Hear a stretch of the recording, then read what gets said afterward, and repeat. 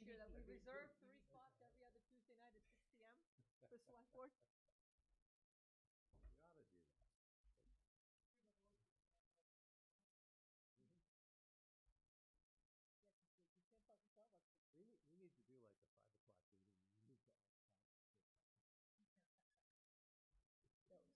So we might start before Pete gets there. Pete gave us a heads up he was going to be late, but he might pull in just as you're wrapping up here.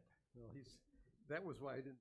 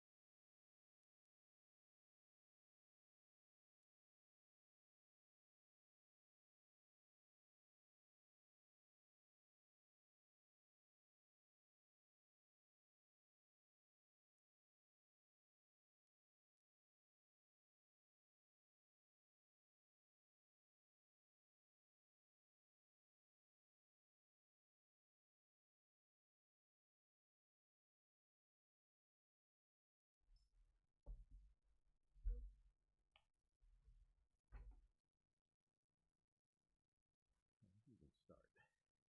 You good? Yep, I'm good. All righty. All right, so good evening. We will kick off tonight's select board meeting, Tuesday, June 11th.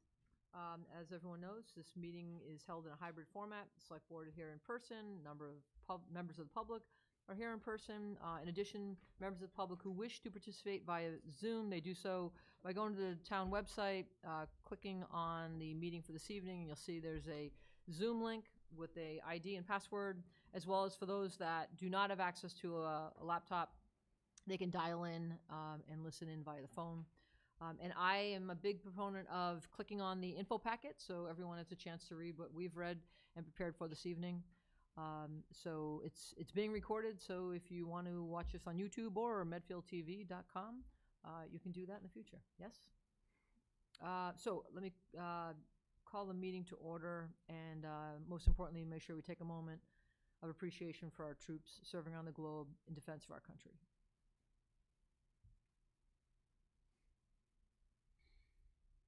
Thank you. Appointments. We're going to kick off with Maurice Goulet, Director of Public Works, to request the following. Vote to sign the contract with Big Belly Solar LLC for one new double-station solar trash and recycling compactor totaling $8,494.60. So we have one of these units over in front of Colombo Liquor, it's near CVS. So we have that out there. It's been out there for, I think it's almost probably about 8 or 9 months now. So the Transfer Station Recycling Committee is looking to purchase another one through their recycling dividends account, and just bringing this forward to have it approved so we can. It's going to be either at the library or over by North End Market. Huh. Interesting. Okay. Any questions? No, I've already had all that chance to ask questions. I didn't have any questions on this anyway. So. I love that. It's a good pace going here. I have no questions. I totally get what you're doing. I move that we sign the contract with Big Belly Solar LLC for one new double-station solar trash and recycling compactor totaling $8,494.60 to be delivered not later than October 31st, 2024. All right. Second. All those in favor? Aye. Aye. Aye. That was easy. All right, moving along to... Semi-dictatorships are just so much more efficient. I like the pace here tonight already. So next one here, we're going to vote to sign the contract with JF Petroleum Group to furnish and install a new gas buoy system island pedestal and a TLS 4B console and software at the DPW garage totaling $24,178.64. So this is our fuel management system over at our Public Works. We have two 5,000-gallon fuel tanks. One's 5,000 unleaded and one's 5,000 diesel. This system will manage it. It'll send us alarms for any kind of issues that we would have with it. It also, the pedestal is, you can't even see anything on it anymore. It has to be replaced. It's really in a kind of more of an emergency than anything else for the police, fire, for us as well. We just don't want it to become an issue where someone's taking the wrong fuel or, so we had to look into this to replace this antiquated system. So the system that we have actually is not supported anymore as well, that we found out, so. So two questions. Sure. There's a pedestal, what we would call a gas pump? Yep. Okay. Well, the pedestal is, so the two pumps are out there. Yeah. The pedestal's in the middle to use the fob to okay, access okay. everything. Okay, so that's a control That's how thing. it- Okay, yeah. and then the other thing, it said it was part of the ECO subscription, Yeah. EKOS. So first off, I was curious what we're subscribing to, and secondly, I was curious what EKOS stood So for. this is all hardware. This is the Okay. hardware part of the fuel system. Okay. The ECOS is the software part of it that Okay. manages everything with a dashboard. It gives us reports. It monitors everything. It lets us program all the key fobs, change things if we have different trucks or different people that use the system. So the OS is operating system. What's the EK?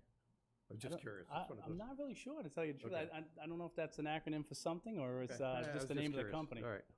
That wasn't critical. I was just curious. I feel bad if I don't have any questions for him. No, that's a great when he question. gets here. I can follow that up. Okay, ready? No, I'm good. I'm Okay. confident in what he's doing here. I move that we sign the contract with JF Petroleum Group to furnish and install a new gas buoy system island pedestal and a TLS 4B console and software at the DPW garage totaling $24,178.64 to be delivered and installed not later than December 31st, 2024. All right, second. All those in favor? Aye. Aye. All right. Now we're going to deviate a little here as I'm making a chair change here. We're going to jump down to number 7 on action items so that poor Mo is not sitting here all night because it works long enough here. We're going to vote to accept the Southeast Regional Service Group DPW Supply IFB for 1-year period commencing on July 1st, 2024. So every year we have the Southeastern Regional Services Group. We're one of 30 communities that are part of this consortium that gets us the best prices for all the supplies, services, office supplies, paper, drug testing, water and sewer chemicals. So we get a lot from this. This is the DPW supplies that we get annually, and we're just asking for approval for this award and also approval for me to sign the contracts once they arrive. So the only question I had on the price list was for the concrete and, let me see, it was concrete and the stone. The amounts there seem so small. Having had stone brought in to put a walk in the back of my yard, I now appreciate how heavy stone is. It seemed like those were just price per delivery where the other ones were total. Is that just, that's all we need for concrete and stone? For the, like, Yeah, for the projects that we do, a lot of the things like the stone, we have a certain stone pile that we have, so this is to supplement what we okay, have. okay. So we Yeah, don't, That's what it is, yeah. okay. That was the only question. I was shocked at how much I got charged by the ton for stone just to put a Right. stone walk in. So I was like, that's gonna be like for one sidewalk. That's it. But okay, that's the only question I had. Is this part of the agreement I was talking to you about earlier, that this is what we're part of and other towns aren't? Yes. This is awesome. Okay, so this is, for those that don't know, this is actually a huge savings for Medfield. I was at an event earlier today that I'll talk about later. But one of the gentlemen who was on the panel was like, "Oh, you're from Medfield, Mo's great, and you guys are part of the Southeast Regional Service Group. We wish our town could be part of it." It's a lot of savings, so. Thank Yeah, a lot of towns are trying to get in, and unfortunately, it just gets to be too big and too cumbersome for the administrator to take on more at this point. All right. Okay, I move that we accept the SCRSG DPW supply invitation for bid for 1 year period commencing on July 1st, 2024. All right, second. All those in favor? Aye. Thank you very much. Thank Have a you, great Mo. night. Have a good night. Bye-bye. All right, So now we will jump back in and we'll put us back on schedule here with Katie Duvall, Medfield TV, to request permission from the Select Board to host their second annual Scarecrow Spooktacular Festival on October 19th at Baxter Park, conditions upon approval from Public Safety. And I'm going to add a little tidbit. It's also going to be Parks and Rec because it's their park. Correct. Okay. And they have given us permission to use Okay. Baxter Park. Mhm. Okay, good. So thank you guys for letting me speak tonight. I'm here with Kathleen Darien, who's on my Spooktacular committee and part of my board of directors as well. So just a little recap about the event. It's a townwide fall event for all ages, completely free. The main event is a scarecrow competition. We had 3 judged categories last year. We're going to have 4 this year, and then we have community favorite categories as well. And other activities include a costume contest, performances by musicians and a storyteller, and then activities at vendor booths. So after last year's event, we did a survey of the volunteers, the staff, and the vendors that were at the event. Some pros that we found were that we had, this should say 500 attendees, not 100. 100 people voted in the community favorite contest. So just about everyone who came loved the event and thought it was our 3rd or 4th year. The central location in the middle of town was really nice for visibility, and people loved looking at the scarecrows through the month of October because we kept them up for 2 weeks.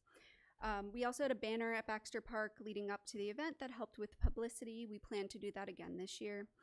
Some of the cons were that there were electricity issues that led to inability for people to hear us, hear the music. And then also food vendors were far away. We had limited parking and there were no restrooms. But overall, it was a wonderful event, and we're looking forward to hopefully holding it again this year. And then Kathleen will talk about what we're doing this year. Right. I think most people thought it was our 3rd or 4th year because of how tired I looked at the end of it, but it was a lot of fun. We did learn some things. So we met with Park and Rec so that we could go over some of the things that we wanted to change, and with their very valuable information, we did decide to do some changing. First of all, we'd like to do the event pretty much similar to what we did the same time of year on October 19th. This time we're going to do it a little bit longer. We're going to do it from 12 to 3, again at Baxter Park. And we're going to have takedown 2 weeks later on November 2nd from 10 to 12. So we're going to do layout a little bit better. We're going to put the stage located at the back fence, sort of similar to the way Memo does at the tree lighting. That was at the request of Park and Rec. Audio this year, we're going to hire a professional audio person. There was some problem with the electricity. It happened to be the circuits there. So we've talked with Park and Rec. That's going to be solved by then. It was an issue last year, but it's been fixed.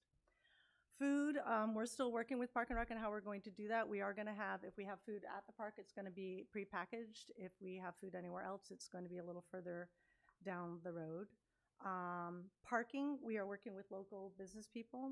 We're also going to be making sure that nobody parks at Noon Hill. We have a good relationship with them. One of our other board members is good friends with the people at Noon Hill.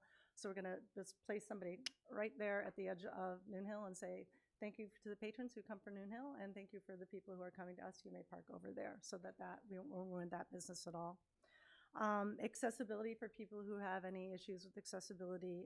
We're going to provide seating in front of the stage, and any people who need to sit during any of the stage entertainment, or old people like myself who will be very tired by then and want to actually sit and listen to the music. And then the decorations. Last year, people were very excited with the hay, and those of us who stayed behind picking up the hay were not very excited. So hay will not be allowed. Any loose hay will not be allowed, or any edible items. I learned that from the fairy walk because I had to explain to 2 adorable little girls who had seed on their fairy house this year, that the fairies enjoyed the seed very much. So the next day when they came to pick up their fairy house and had a party, because the raccoons came the night before and ate it. So there will be nothing edible. So we're really looking for permission to hold it there pending public safety.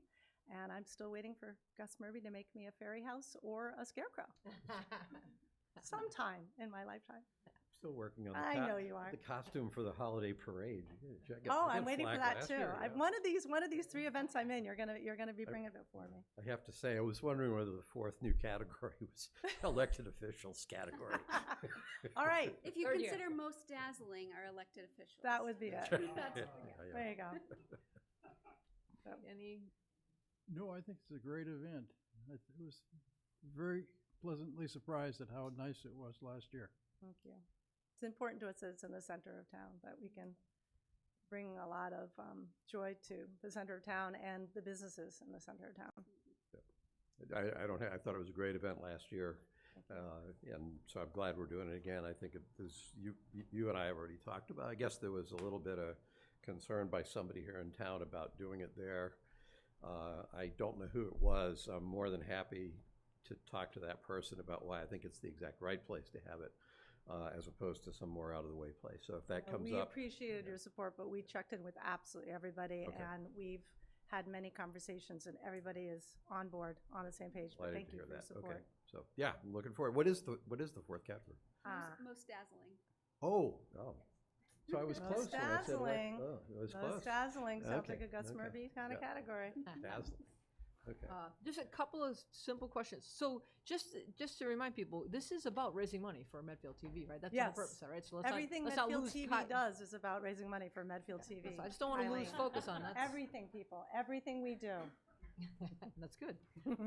And then I want to make sure that when you mentioned cleanup on Saturday, November 2nd, how did cleanup go last year? Were people attentive and coming in and doing what they're supposed to do, or did that end up on you? No, November 2nd, cleanup was really very good. The day of the event, cleanup was really hard. A lot of us were really tired, but we picked up every single strand of hay there was, literally. But no, people came, and we had to make a few phone calls, but mostly everybody came. Okay. They were really pretty good about it. Okay. Yeah. No, I thought it was great last year. And then a quick question for, if you're looking for vendors, is there any way that Noon Hill Grill could benefit by having some food available for attendees? That's a little tricky. If you notice, like when we do, Memo does the light ceremony, they give out hot chocolate, but they do it on the edge of Sure. their porch. So there's a licensing issue. Ah. And they're open on Saturday, and we don't want to infringe on their. They were so good to us last year, and Yeah. we were not quiet. A lot of 500 little kids running around, so we don't want to infringe on them unless they offer it to us. So Okay. we're doing our best to be really good neighbors. No, I totally respect that. I even Yeah. think like if people put signs in that parking lot that day, like reminder, no parking for. Oh no, we're putting a vet, a very tall vet who's about 6'2", sitting there with an umbrella and a good. nice Good. big bottle of lemonade. All right. I thought it was a great event. So it definitely. And it's a drop in, Eileen. I don't think it's going to be a lot of food needed. Okay. Yeah. Okay. All right.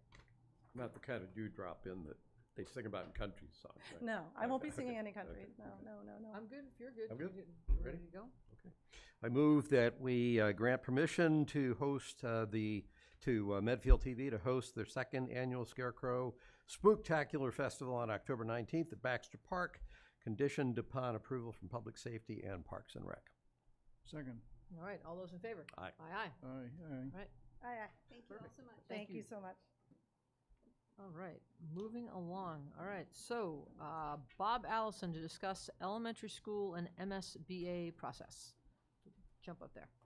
And this is a follow-up for this. You came in for a citizen's comment in our last meeting, so perfect. Now we can chat. All right, the agenda said MSBA process, but I just want to clear up that I'm not here to talk about the MSBA process. While some comments about that are involved in it, I'm really talking about exploring a different alternative. And on Facebook, somebody commented about the email that was sent, and I responded there, but I just want to say on the record, I'm not advocating that we actually do this right now. Maybe I will, who knows, when the details come out. What I'm advocating is that we look into it. Mm-hmm. So why am I here at the select board instead of with the school building committee? I was at one of their forums, and the possibility of a multi-use facility came up. I don't remember who brought it up. It wasn't me. But the answer that we received was that they were not exploring it at all. And what I heard was that there were two reasons. One was they didn't think they were authorized by the SBC bylaw, and also they didn't have direction from you to do that. So if they are to explore that, they need direction, I think, from the select board, and other committees would also need some direction, because if it's a multi-use facility. So the three options that I know that they're exploring are a new build on Elm Street, a new build on Dale, and a possible rebuild renovation on Dale. But I believe we need to also explore fourth option, a multi-use facility, a joint build by for a school and possibly Park and Rec. It was even mentioned before the November in 2021 special town meeting on Facebook and stuff that people were thinking about that. And I think we need to consider it now, because there are some possible advantages. And one is that right now we're kind of waiting for the MSBA in December. And if we do get into the MSBA and go that route, this wouldn't be allowed. But what if we don't get in? If we explore this option now, then that could be something we think about, and we're able to move ahead more quickly. Another reason to explore it is that it's possible we might even find out it's the best option. Who knows? Some things to think about might be that if we did this, we could possibly use all the FAFT land at the same time. We'd have a bigger place. If you look at the two-story structure, and then there's the auditorium as you look at it, the two-story structure has, the rooms are too small for classrooms. It might be very hard to gut that and make them into bigger places, but they might not be too small for offices. Maybe school department and Park and Rec could go in there, and then over on the other side we have this new matching. You know, there are a lot of things, I'm just spitballing here. Mm-hmm. There are a lot of different options that we could think about. Another reason is that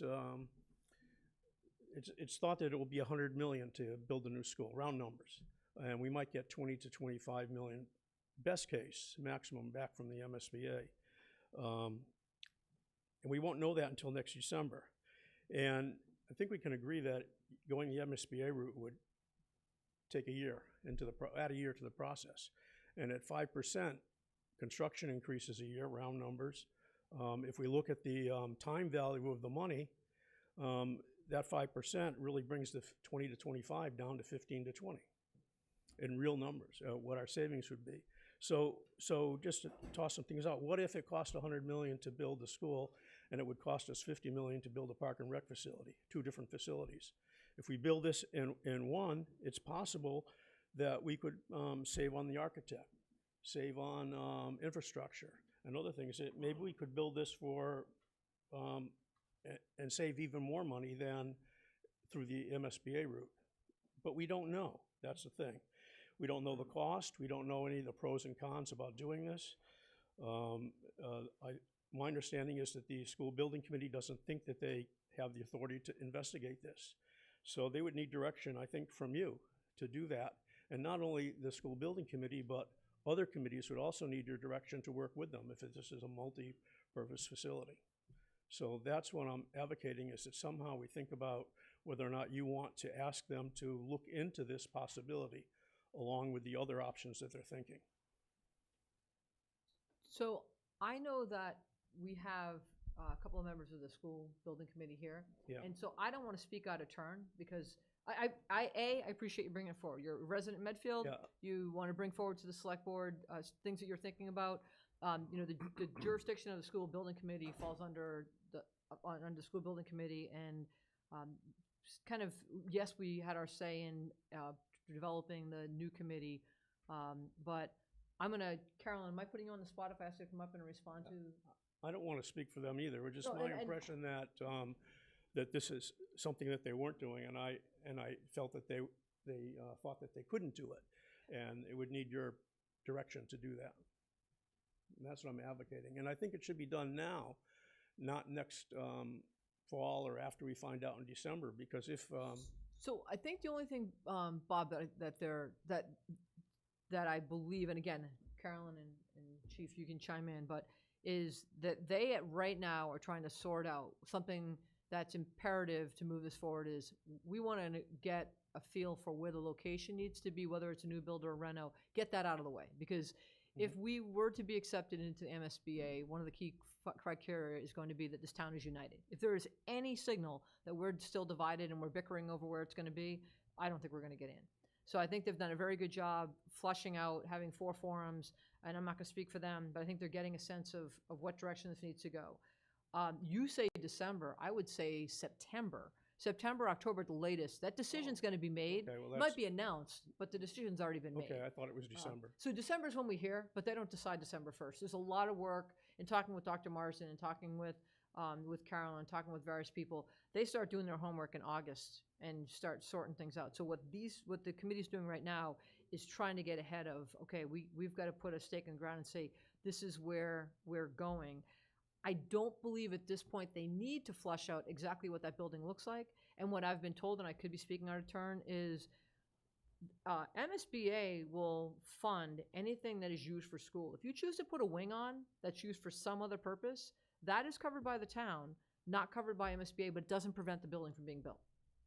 So and you're not the only resident that has brought up the question of what else could we be doing, but there's some other balls moving behind the scenes about some discussions about potential Parks and Rec opportunities. So I think right now, not to muddy the waters, is to, and this is Eileen Murphy speaking as chair, addressing you, but I'm going to turn to these guys and let them say something. But I think just with the forums that they have held, they're trying to flesh out some things that are going to be monumental as to whether we can move forward or not as a united town.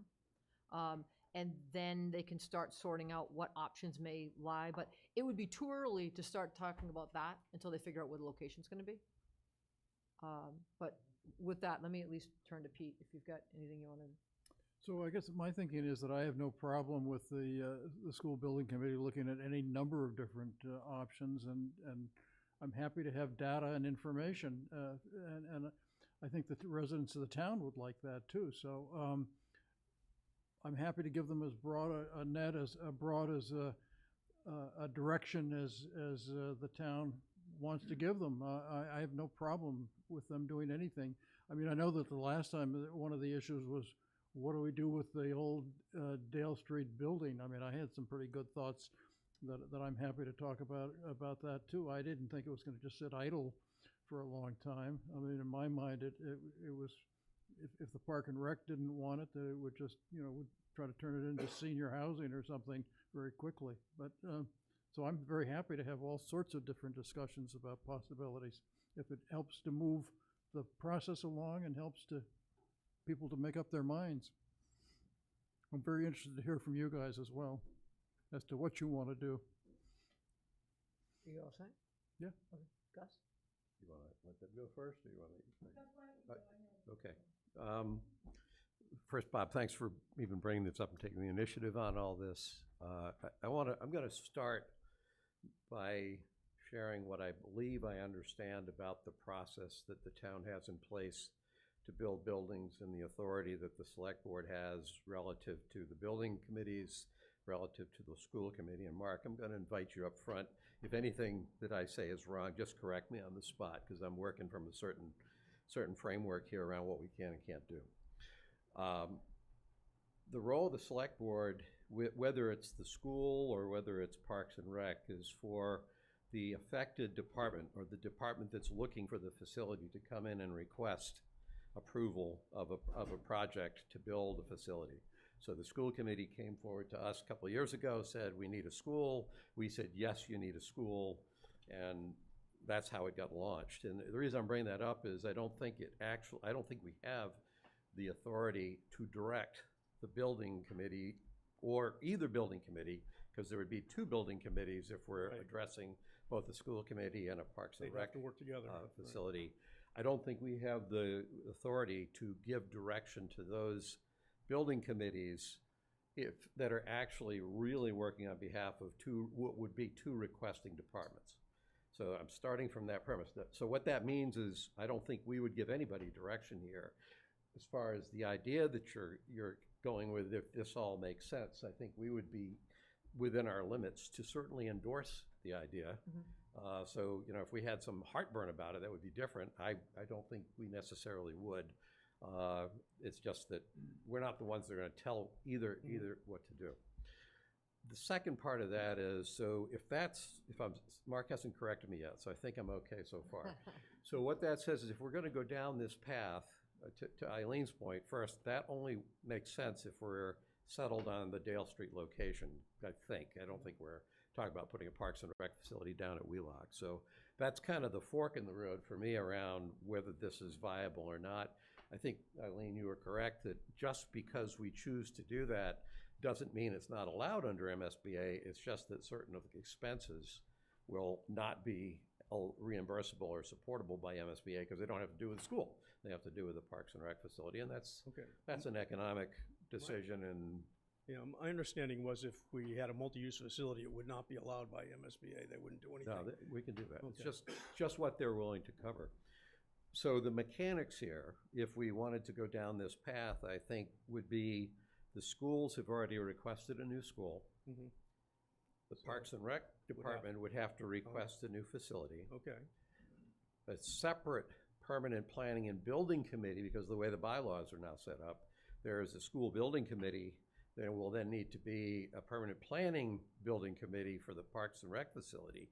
And this is where I'm going beyond requirements here. What I would envision, if that's the path we were to go down, is there would have to be some sort of an MOU between the school committee and the Parks and Rec Department that says here's our shared understanding of what we're trying to build on the school side of this equation and what we're trying to build on the Park and Rec facility side of the equation.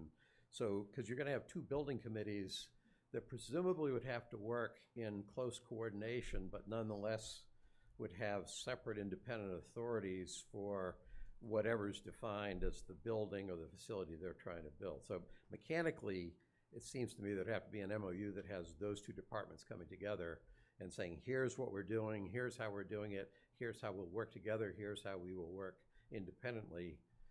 And I don't even know that necessarily we have any absolute authority to have to approve that, but maybe that's a good idea for us to approve it, given that that would be a little extraordinary circumstance. So coming here to ask that you give them the authority to do that isn't really the route to go. They already have the authority to do what they want, and if I wanted Schools to, do. if I want, Right now, Parks and Rec doesn't have any authority. if it would be Park and Rec that would have to come to you and ask for that permission. Right, Right, if they did direction, that, yeah. speaking for myself at least, I would want to know there was some MOU in place that Yeah. convinces me that the two departments are committed to working together and their plan for working together has a prayer of success. Not to be an obstacle, just a sanity Okay. check. So that's where I'm coming from. Now, there's one other thing I want to comment on, because I at least have been behind the scenes somewhat.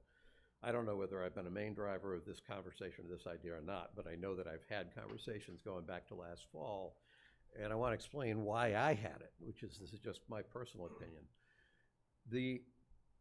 First off, Parks and Rec has to figure out what it wants to be for a facility and what it wants to actually develop, because there's actually a few moving pieces as I see it on the Park and Rec side around what we might be trying to develop here in town. Some of these ideas have only recently come up as possibilities.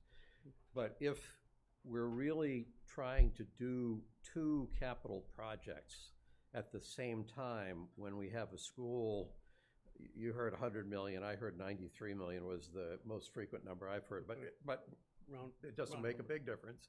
I did hear that Easton put up a $94.8 million school, and they only had to fund 59.6 million of it because of what MSBA kicked in. So if we get to that kind of a scenario, I'm suddenly feeling a whole lot better about what this school is going to cost the town. My view around thinking about trying to do that with Parks and Rec was to try to get two facilities built basically for the cost, the high cost we were seeing for a school alone. And here's why I care. When I moved here 29 years ago, Parks and Rec was number 5 on the list of priorities for a new facility. My youngest son wasn't even born yet. He graduated from college in 2019. He's now in his beyond mid-20s.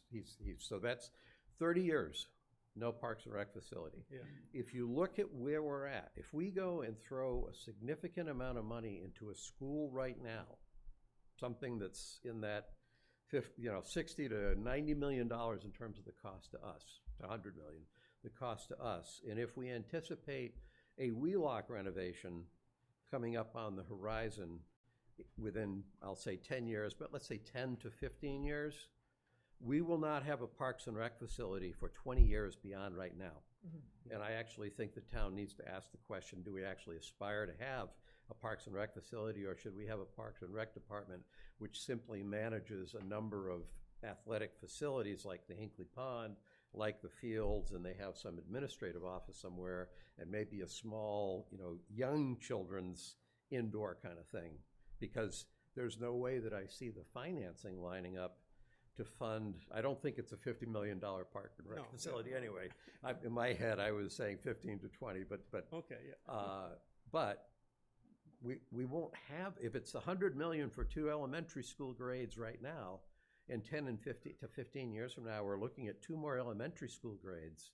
I don't see how a Parks and Rec facility fits between those really big rocks. So there are a few things going on in my head about trying to get a facility in a way that doesn't break the bank for the town, and financing this first project without necessarily, recognizing we have another school coming down the pike somewhere in 10, 15, probably by the time we get our act together, 20 years, but still, that's a lot of money. And so that's me trying to handicap this has been driven largely by that cost concern, and saying we're really faced with a strategic decision. Are we going to have a Parks and Rec facility, or aren't we going to have a Parks and Rec facility? So that's probably enough to kick the ball. Okay. Carol, can I have you come up if you so choose? Thanks, Bob.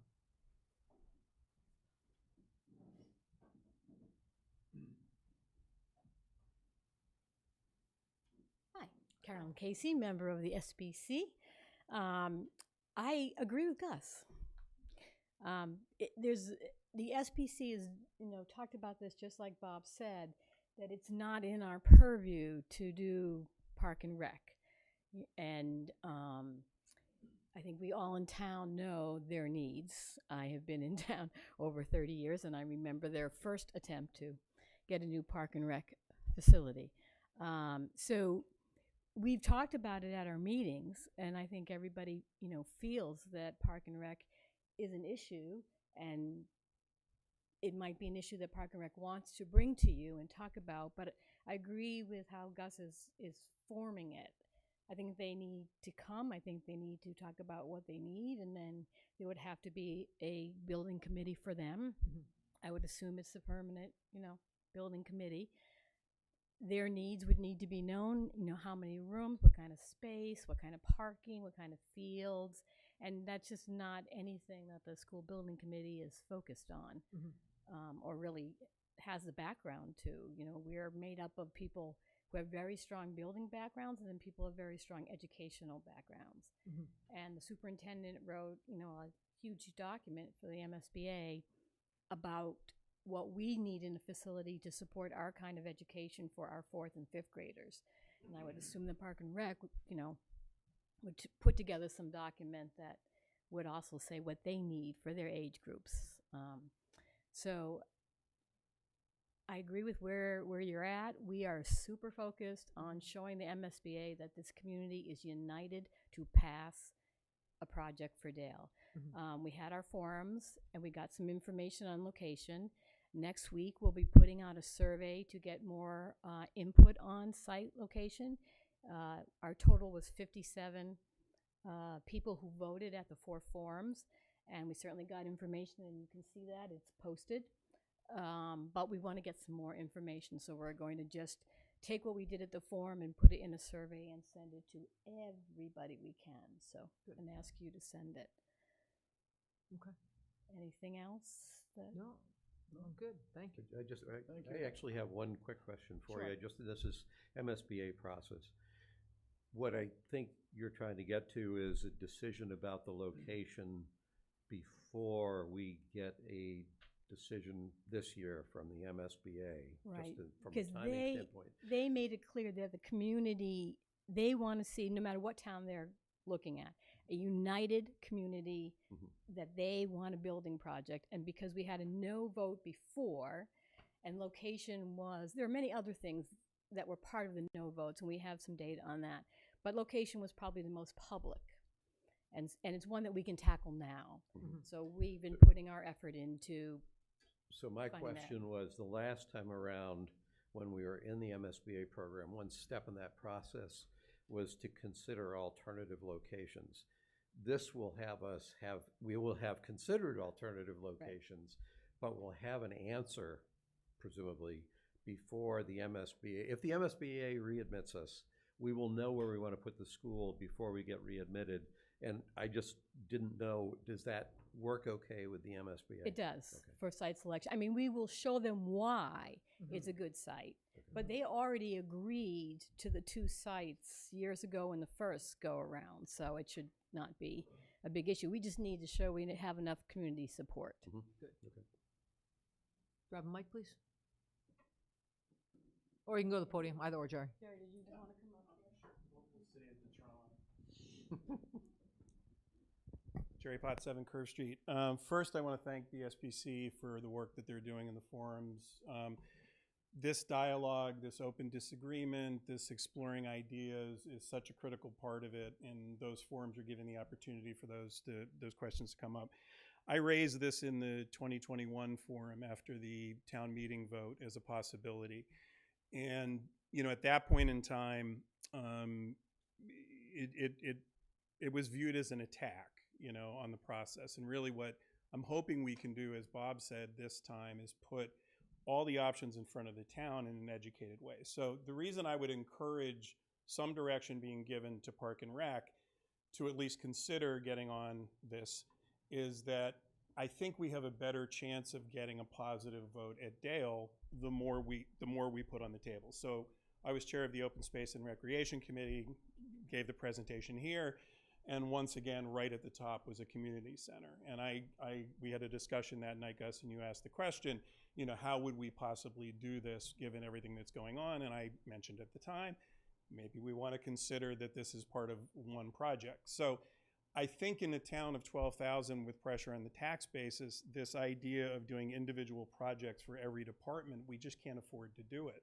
So I think the direction from the select board is in some degree to go back to these different commissions and committees and saying, think creatively. If you were, I hate to say it, running a business, you would never allow 2 totally different departments that are going to be almost on the same location to kind of figure it out on their own. You give them some direction to say, hey, we think there's a good idea here to save a lot of money. For example, at Belforge, we did remediation on the main chapel, and we got a grant from the state to do that. It was originally outside of the purview to do the second building, the infirmary next to it. But because we had them on site, we were able to save a ton of money and get both buildings done with that grant. And so there has to be, when we're looking at the problems with the FAF Center on asbestos and God knows what's in the basement there. I've been in the basement. I made it out alive. That building and between Dale, they're suffering from the same problems. And so there has to be 15 to 20% of cost savings of using, you know, things like remediation on that location. And if we don't give direction, at least to push to explore these, like Bob, I don't know it's the perfect solution. But if I was running a business, I'd want to know it. And if I was a taxpayer, I am a taxpayer, I definitely want to know that option to see all of the ranges out there. And without discounting them right out of the gates. Because what happened in the last go around is when you would raise ideas, it was immediately viewed as an attack and you don't want the building. And all we really wanted was all the data to make a good informed decision. And I think the SBC is bending over backwards to try to do it this time.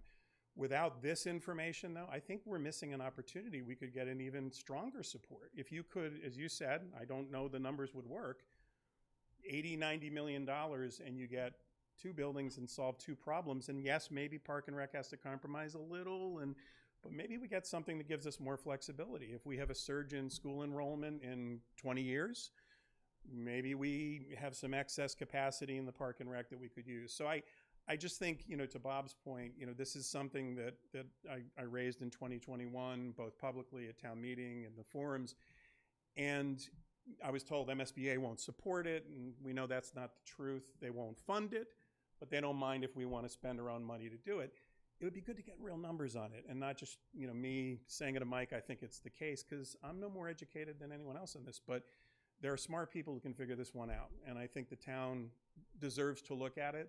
So whether, you know, when I talked to Mike Weber, and Gus, you and I had a conversation about this, Mike says, I think it's a great idea.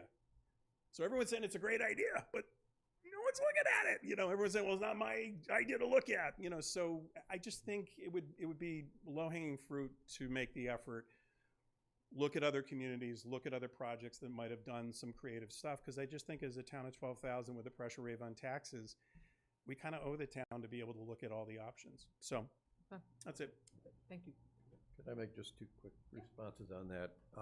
One, and Bob, this is partly to the email you first sent out, just for people who are listening. I think in the email that you sent out, you talked about, well, you know, it'd be good if we had the locations and the options so people could vote. And it's important for people to understand there is no vote, there is no formal public vote where people are going to come and choose a location or choose an option. That's the building committee's job, to analyze the options and come up with the recommendation that the people will vote on, whether to approve the project that the building committee recommends. So when we're talking about the public voting, if you want to have a vote in the public, you need to participate in the public forums, you need to show up for the meetings, you can come here and voice, you know, there's a lot of ways to vote, but it's not putting something in a box and then it gets added up and whoever gets the most votes or whatever gets the most votes gets that done. So that, just to be, when I read your email, I sort of formed the impression that we were setting up the expectation that there'd be votes on the locations and the options, and that's not what's going to happen. So anybody that's listening, don't expect that. Can I chime in real quick on that? So the reason that's important, that what Gus just said, is because the MSBA needs to see us as unified. We start doing votes and it's 60-40, 70-30. We're sending the signal to MSBA, we're not united. So it's really important that what the school building committee is doing right now is they're flushing it out. And they're gonna have the data that's gonna come forth and say, this is why we're going forward with this. Now, mind you, there has to be, by the new bylaw, a public meeting, a public forum where this is all discussed. This can't be done behind closed doors. So this, as we go through this process, anyone who wants to vote will have the chance to come to these forums, but there will be no formal vote. But it actually can be detrimental if we try to do that. So I would add to what you guys said that I think the town could actually have a vote on it if we wanted to. We could choose to have a non-binding referendum and let the people and the residents in the town vote as to if it was just the locations that the school building committee wanted to test or whatever they wanted to test. I think we can do that. Sure. So. Yeah, that'll have a time impact in terms of the overall process, because if you're going to do that, it's going to have to be at some point when we have an election. And it But won't yeah, be I between mean, now I and agree with you September. in principle. We can have an election for that purpose. We can. But it won't happen between now and September, because we lose 90% of this town come Thursday of this week.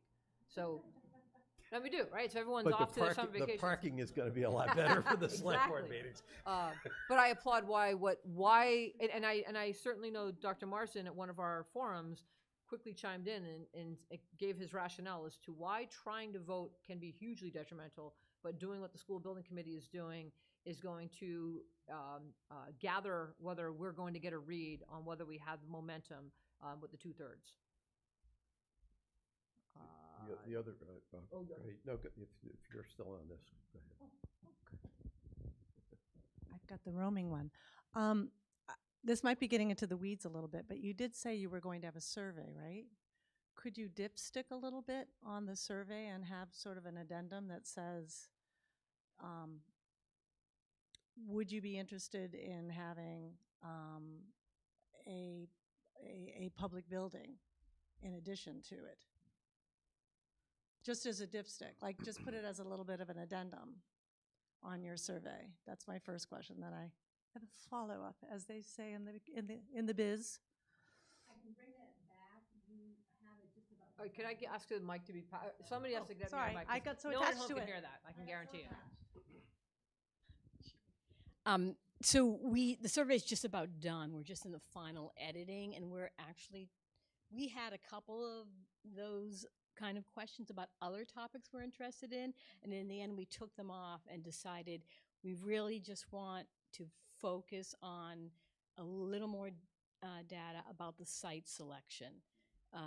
So I'd have to bring that back to the full committee in order to ask your question, so I can't speak for the full committee, but I'm on the communications committee that has written the survey. We're at the editing stages of it now, and we're trying not to muddy the waters with it. I think those would be questions we could ask if the select board and the Park and Rec, we're starting to talk about it, we could help, but I don't want to get ahead of that process. I'm talking me personally, because I don't want to confuse what we're trying to do. And we're trying to give as clear information as we can and encourage information back in attendance. And both Bob and Jerry were at the forums, and they talked and they offered a lot of information for us that's helped us, as we move forward.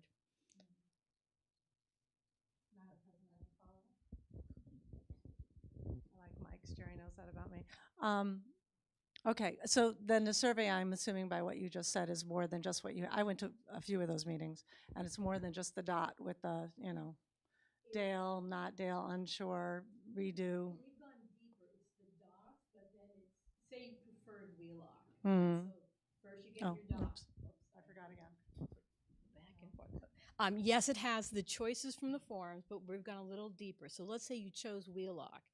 It's going to take you down a path that says, I prefer Wheelock, but I would vote for Dale.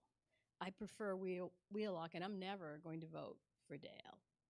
I prefer Dale, but only if it's a new build. I prefer a new build at Dale, but I'll vote for Reno. So we're trying to take what we got, but go deeper into it.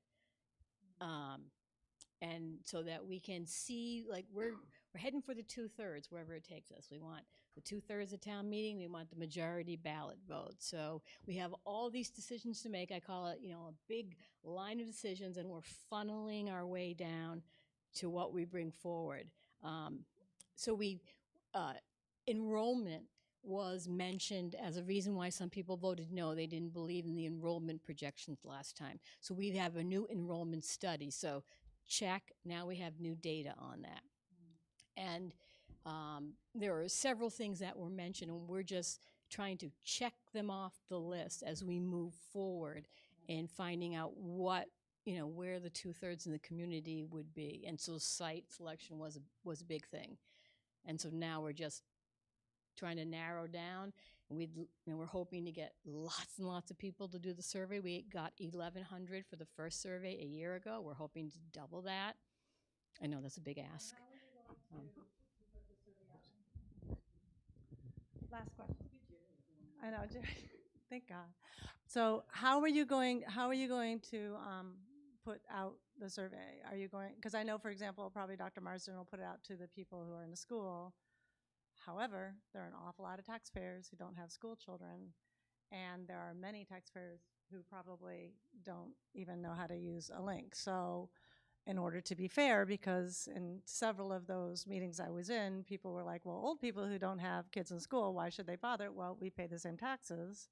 So how are you going to disseminate that information and make it fair? Are you going to have pieces of paper that people can go places to fill it out if they don't know how to use links, et cetera? How are you going to do that? So I can help with that one. The first survey we did actually did make copies, and I brought it up to the Council on Aging so that Sarah could disseminate it to the people who come up there, because they get a fairly large group. And then, the other statement, just in general, I enjoy hearing these ideas. I'll say that years ago when we were doing the public safety building, I brought up the idea of, could we put the Park and Rec here somehow too? And that, that didn't work. So I've got, as many people, they have no issues with that. But before we would do anything like, modifying the survey or having too much of a discussion, we probably ought to hear from the Park and Rec. Right. It'd be, because they may not want any part of this, or they may hop right in with both feet and say, wow, this is wonderful. But I think they really need to be heard from. 100%. Just got so envious the mic was passing, and I'm still Jerry Potts, 7 Curve.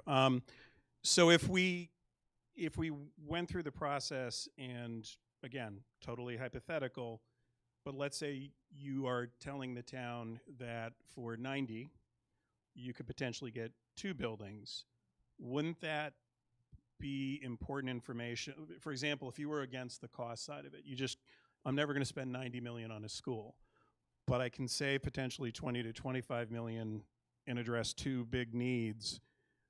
I was on the fence, but now that seems like a good decision. So to me, it seems like you might get 3%, 4%, that might be, I'm against it no matter what. Oh, wait a second. That actually makes sense. It could save money for the town over time. It just seems like a missed opportunity to make a case, or at least explore a case. And I agree Park and Rec needs to be involved in this. But if Park and Rec does a survey that says people don't want to spend $50 million on a facility up at Hospital Hill, your best chance of getting something in the next 20 years could be something like this. How do you feel about it? This is the time to have the conversation, because once we break ground and we're moving on, that's gone. So I just feel like we should be, and again, I don't know if it comes from the select board or Park and Rec. I'll go to the Park and Rec meeting. I'll talk to Mal. But it seems like we should be having these conversations now, because the window isn't going to get any wider to have it, where it's narrowing. And it seems like it's one opportunity to sort of have it. So. Okay. All right. So if you'll tolerate a few more minutes, and this is editorializing now. Parks and Rec has not made a request, so there is no formal requirement on the table for anybody. So it makes sense to me that the school building committee would not want to spend a whole lot of time and effort, leaving aside administrative practicality, would want to spend a whole lot of time exploring possible options involving other departments, as you're simply trying to get a project put together that's consistent with what the application said you were trying to do, that you submitted to MSBA. So at least one voice here for the school building committee. I don't think the burden is on your shoulders. I actually think if speed is of the essence, the burden is on the Park and Rec department shoulders to trigger something and a conversation. As a practical matter, given the timing, even though it would be theoretically possible for us to go to MSBA with a project that has some significant portion of it being not part of the school project, but part of Parks and Rec's facility, from a timing standpoint, I don't think it's reasonable to expect that to happen just as a practical matter. So I'm kind of saying, because of where we are, this issue becomes a bigger issue if we get a no from the MSBA, and I'm working off the assumption right now that if that happens, the school building committee will say we're going to go off on our own. And that's only because I said if we were going to do something more, tell me how long you want to take and give us a capital maintenance estimate for what it would take to keep Dale alive during whatever that planning period is we're targeting. And we haven't seen that. So I think that's where, I'm not speaking for the school building committee, but that seems to be how things are setting up from my perspective. I'm going to sound like I'm putting rain on the parade here, but I think it's important for us to understand how complex this idea is. At a theoretical level, it's great. We all come together and we figure out the most optimal solution for the town. And that's who can be against that? As a practical matter, simply getting 2 facilities built by 2 different building committees is not a simple task. That's where that MOU I mentioned would come in, which would say we have to get together and actually figure out how we're going to design 2 buildings in a synergistic way that meets the needs of both departments, and we sort through all of that. And that's not a simple job. But in this particular case, if I then say, and then when you have those 2 buildings, if you're going to have those 2 buildings, even that's not enough. because you're gonna have to have operating protocols figured out. And let me just, I'm not advocating, I'm not smart enough to even say this, but let's, for argument's sake, say all of the athletic facility components of this new school are gonna be allocated to the new Parks and Rec facility. And we'll see who gets the cafeteria, because that's also great meeting space, so just to keep it complex. Well, let's say it happens that way. That's the dividing line. The schools do the education stuff and the Parks and Rec does all of the athletic stuff. Who's got control of the gym during school hours? What is it, exclusive control? How does that all work? That's just operating issues that have to get sorted out for both those departments to even know whether they can live. You know, it's one thing to have the building. Can you guys live with the building that you're going to put together from an operating standpoint? Have you sorted that stuff out? And Carol, we kind of touched on that a little bit when we were saying, well, gee, you know, you put the gym over Parks and Rec, but then if it's the schools that use it, well, we've got the toddler program. Well, I'm guessing a toddler program doesn't need a full-size gym, but nonetheless, you might wind up with a bigger Park and Rec facility than you would if you were just building it in a vacuum because of the added demands of the school. And I don't know the answer to the question. My point is, this is not a simple, let's just decide to do it and get together. There's a lot of things that go into it. I would, Okay, I don't mean to, but I think we've gotten down a path here that the intent of the question that came forward with Bob has been addressed. We're not going to solve anything here tonight. I think there's a clear message if Katie Wolper and the Park and Rec department's listening. If anything's going to be added to the school, it's going to have to be initiated by them, not something school building committee is going to do, not something Park and Rec can step in and say, this is what's going to happen. So I think this has been a good dialogue, but I don't want to go into the weeds too much tonight. And if this goes any further, somebody needs to get clarification from MSBA, because clearly a separate facility, but what you were talking about was a shared facility, and I think that they say They no don't, to they don't that. support, so again, I don't want to get into the weeds, but what Gus brought up is a very valid point. You would have to potentially have two separate gyms, because the first gym is going to be for the school, and that'll be funded. The moment there's a building attached to it and it can be used by somebody else, there's a chance that doesn't get done. And so it gets really complicated and not something we're going to solve tonight, but I think we've had a really good dialogue to put the topic out there. I would just add that I think that it's not very likely to have a lot of savings for the town. I'd be delighted if it did, but I don't think that's really the likely outcome, unfortunately, so. Well, then there's no reason to do it. Not Then if you it's a have to have finance. completely separate facilities and duplication. If you can't have shared facilities, you're losing your whole efficiency.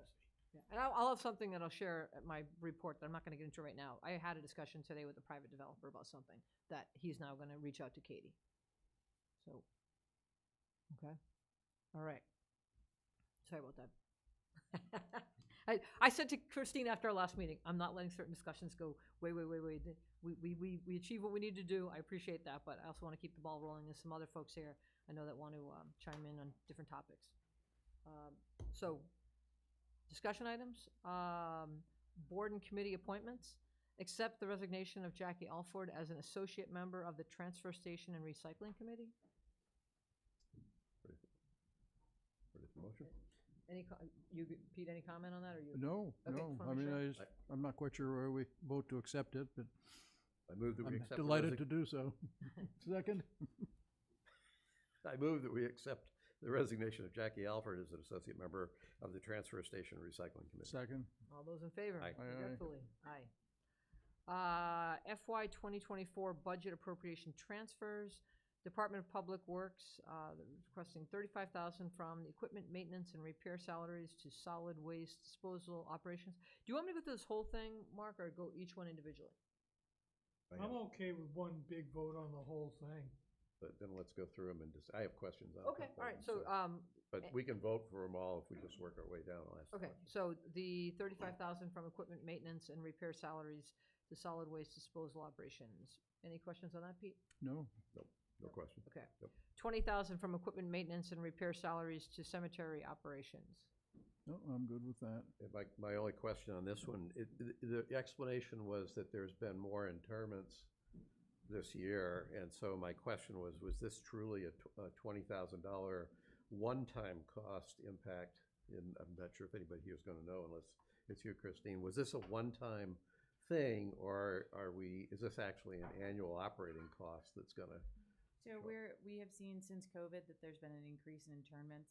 We thought that would slow down at this point, but it appears to be keeping steady. So we're looking at increasing the operating budget for this next year to include that.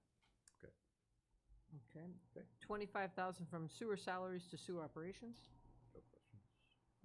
You have a question on that? You good? I'm good with it. Police department, $16,176 from police salaries to traffic markings and sign operations. I was fine with it, but the only question I had is why did the contract go up so much? Because it actually was a big increase. So we do that through Sursage. That's our contract, and that contract was bid after we set the budget for this. Okay. And the low bid on that contract was almost a doubling in price than what we had prior. Okay. Fire department, $27,418 from fire operations to fire salaries. No question. Good, okay. Inspection and sealer of weights and measures department, $3,500 from inspection salaries to sealer of weights and measures salaries. My question on that one, I'm fine with it, but you know, recognizing I think this has to do with the county's effort. Does this mean that the inspection salary goes down permanently? No, this is actually, we are in an intermunicipal agreement with Millis and Medway. So the total cost of having a sealer has increased from what had been budgeted the year before. So we had a shortfall for this year. So our cost for the sealer has gone up. This was not really a transfer of a payment to the county. I guess we're not in the county thing yet. Not in the county. So we're just with Millis and Medway now. Got it. Okay. Okay. Yep. Outreach and Human Resources Department, $1,180 from outreach operations to operation salaries. No questions. $5,000 from Human Resources salaries to outreach salaries. No questions. Parks and Rec Department, $4,500 from Parks and Recreation salaries to Parks and Recreation operations. My only observation is that it wasn't in the packet unless it showed up late. Yes, sorry, I thought I should have. It's on our table. I apologize. Oh, was it on the table? You could have. It was not in the packet. See, no good deed goes unpunished. If you go sit there and get ready for one of these meetings 2 or 3 days ahead of time, like on Friday, there'll be something you won't see. So it's in there now. So my only reason to even comment on that had to do with each one of these had like a one-sentence explanation. And that one, because I didn't have it in the packet, what was the one-sentence explanation if it was there? So there were 2 issues, emergency Okay, replacement of got IT stuff. FAP computers, got it. Yep. Okay, I'm good with all of them. Okay. All right. Ready? Ready. I move that we approve all of the budget appropriation transfers just listed. Second? All those in favor? Aye. All right. Vote to sign the contract with the police chief for July 1st, 2024 through June 30th, 2027. No question. You good? I'm good, yes. It was a very fairly easy process working out a new agreement with the chief, and she likes being in Medfield, and we like having her here, and so everything's amicable and copacetic. I'll add to that, in the discussions, one thing we clearly recognize is that our police chief has taken on some big challenges over the past couple of years and has done a good job. So we're delighted that she still likes us, and we're delighted that she's still here. Yeah, So. and I'll echo their comments and just say, like, if anyone saw the Medfield Memorial Day Parade, I think you saw in stereo that we've got a very dedicated staff, great reflection on both our chief and our deputy chief, and I'm thrilled. And if you get a chance, and I'm gonna tell you right now, if you bump into any one of our officers, stick your hand out, introduce yourself, and you're gonna find this is a very, very community-facing force.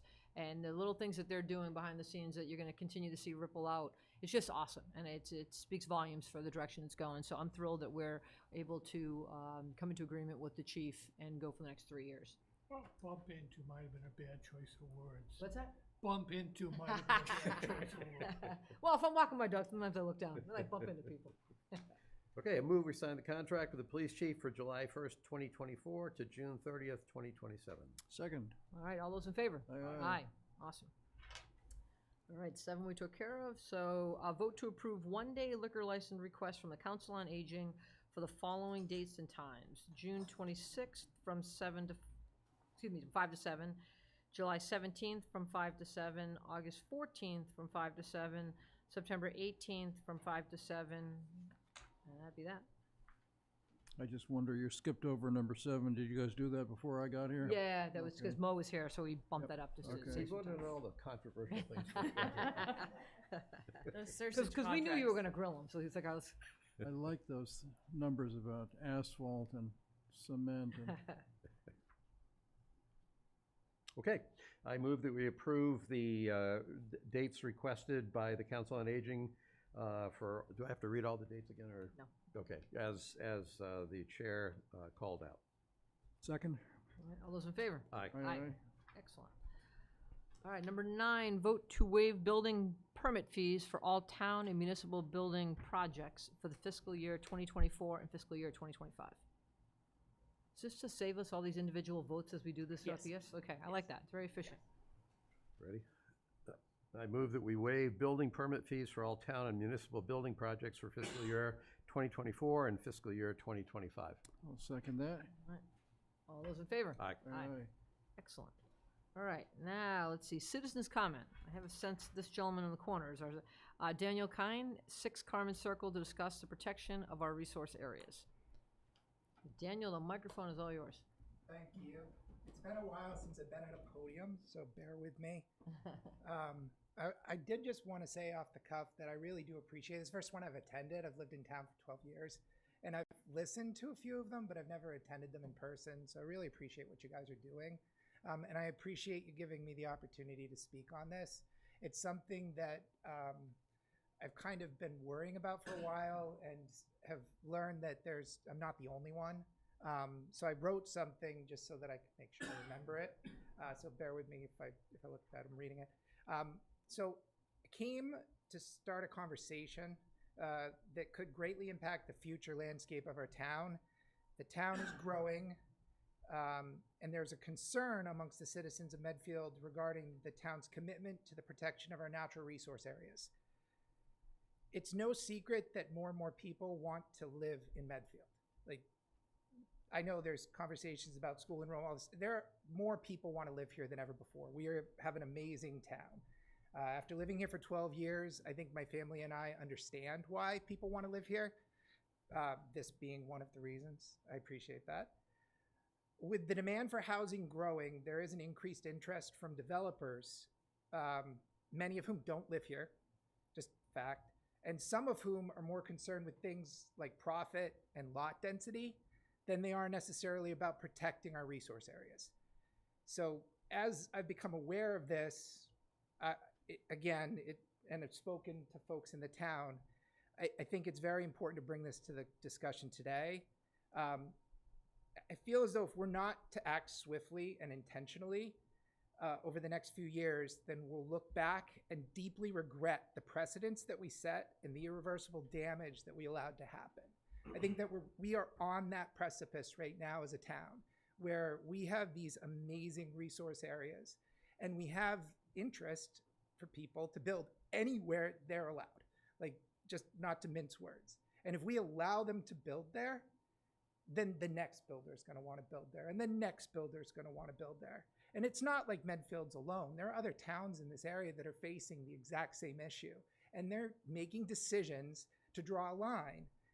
So my hope today is that the Select Board will hear these concerns, recognize the danger that's ahead of us, and as our elected representatives take the following actions, to commit to do that's all within your power to protect our natural resources, and to support Concom. I've attended many a Concom meeting where I felt as though those poor folks were trying to do everything they could, but I can't help but feel that they don't feel supported. They're trying to administer the bylaws that we as a town have voted on, and I feel like those members need to hear it from all of us that what they're doing is necessary and we all support them. And that's it. So, since it's the first meeting you attended, Sure. so understand what we have to do now. Bob did exactly what you did at our last meeting. and we can't address what you just brought up because it's not on the agenda. That's perfectly fine. So then Bob came to this meeting, and now you saw the dialogue we had based on his discussion, his request. So that's where we are tonight. Like, No, he's listed on the agenda with his topic. oh, so we can talk about it tonight? Yes, Oh, it's totally wrong with that, okay. yeah, that one's fine. Yes, David's we can't discuss tonight because he was not listed okay. on the agenda. All right, that's Yep, the yep, one, okay. yep. Sorry, I knew I got prepped for this. Yes. That's the one we can't Yes, talk about. sorry. It's okay. Okay, we can talk about this. I used to know Robert's rules, but I don't remember. Yeah, and they don't apply to us anyway. The open meeting law. Oh, good, so I can pass the baton to Pete and You have can. him. So I had a couple questions then to Sure. start with. I mean, you say do all to protect our natural resources. And so I'm trying to figure out what that means. Then you brought up Concom, so I'm thinking of wetlands. Yes. Are you thinking of things beyond wetlands? Because we basically have the zoning to make decisions about what land is buildable. And then we have the wetlands bylaws to deal with what you can do near our wetlands.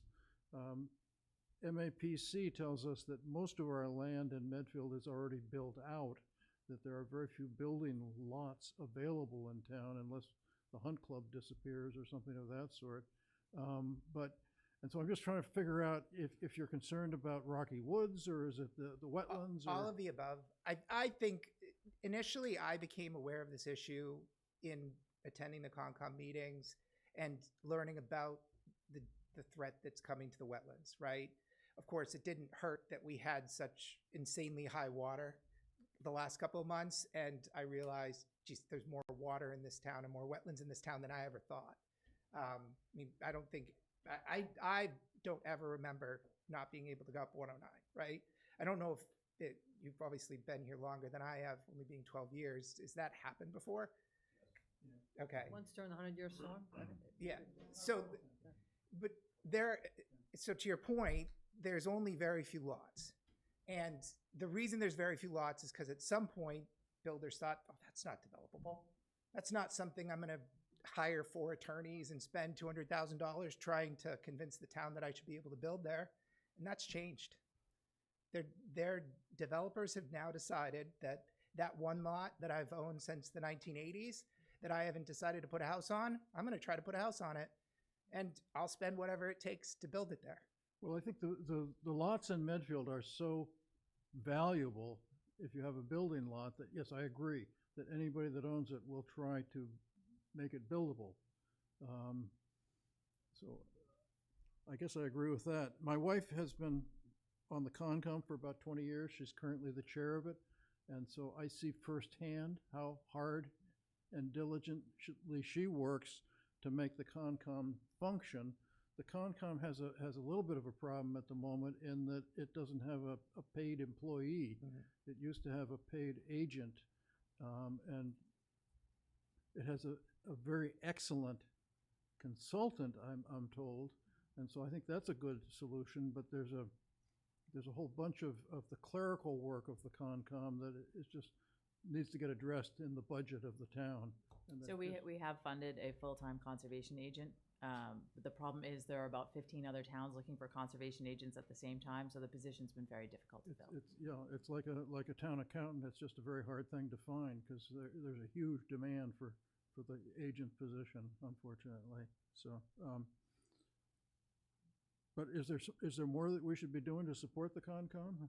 So I was here more to bring it to your attention and make sure that it was something that was at the forefront of every conversation when it comes to development within this town. And I'm not saying that I didn't feel as though you had this in your minds prior, but just like with some of the other conversations tonight, I think it's worth saying. I think it's worth saying over and over again, because I think if we make the wrong decisions now, it will be something we can never go back on. And with these organizations, they rely heavily on precedent. Well, you let so-and-so do it, now I can do it. You let him do it, so now I'll take you to court and I'll sue you because you're not gonna let me do it. That's not allowed. That's my concern. And especially with some of the density keeps coming up, and I just see on the horizon a town that doesn't look like it did.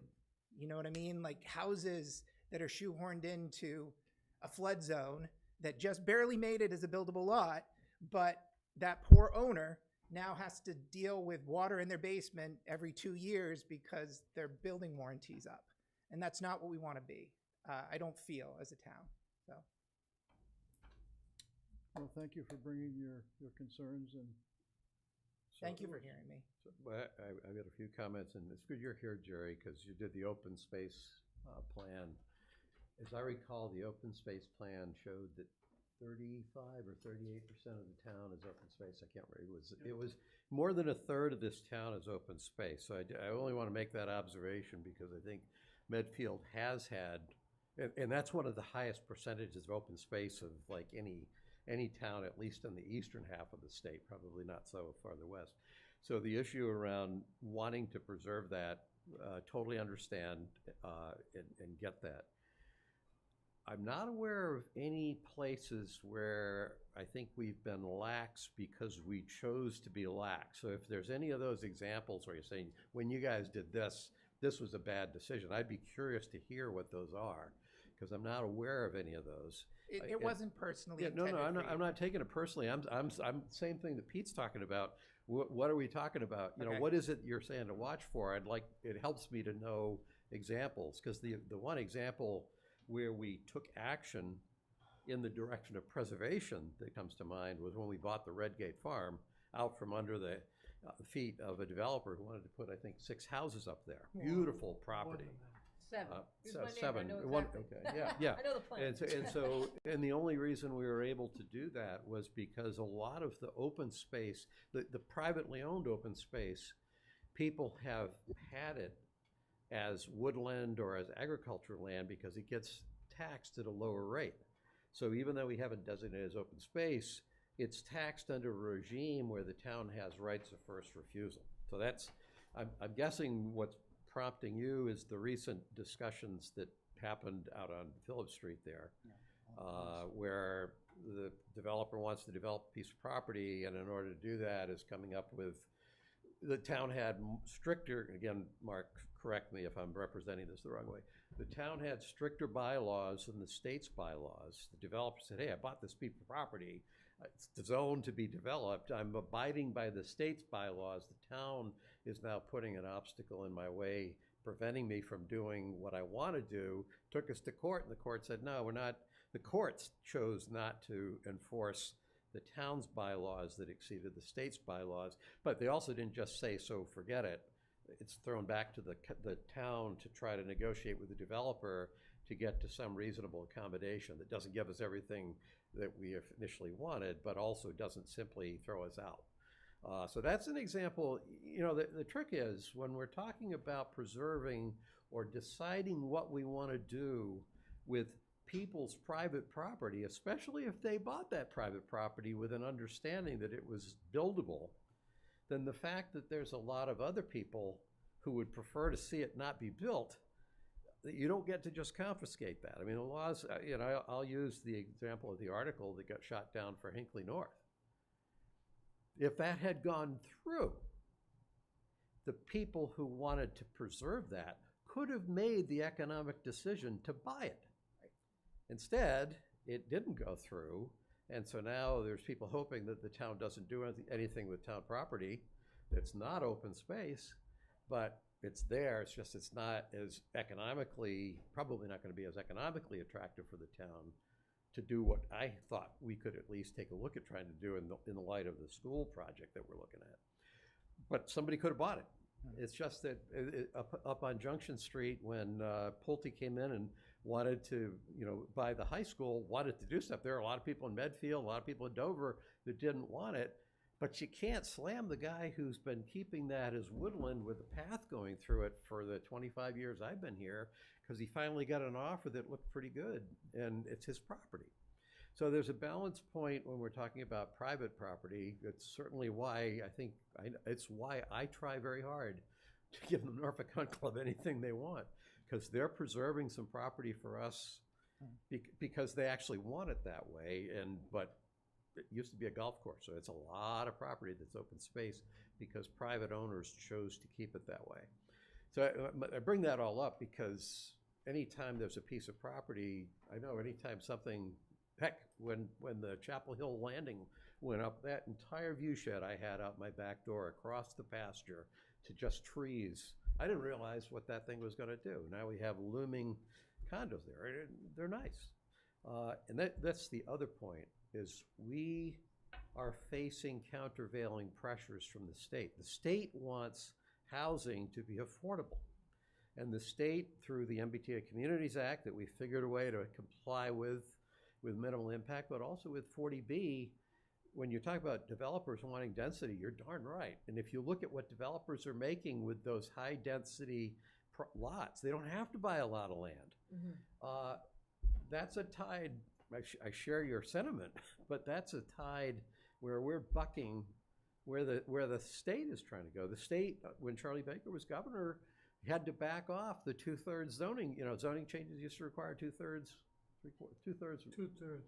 majority, and as a compromise to have the zoning authority taken away from localities, which is a big libertarian position. Go to Houston and you'll see why that's probably not a great idea.